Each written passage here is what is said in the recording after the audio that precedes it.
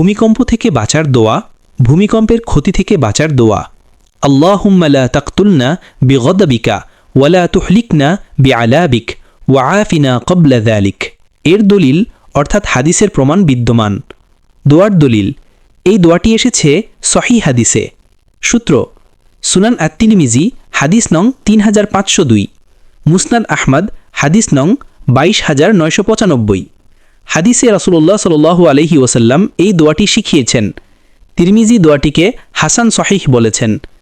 হাদিসের বাংলা অর্থ, রাসূলুল্লাহ সাল্লাল্লাহু আলাইহি ওয়াসাল্লাম বলেন, তোমরা এই দোয়া করো, হে আল্লাহ, আপনার ক্রোধে আমাদের মৃত্যু ঘটাবেন না, আপনার শাস্তির মাধ্যমে আমাদের ধ্বংস করবেন না এবং এর আগেই আমাদের সুস্থতা ও নিরাপত্তা দান করুন।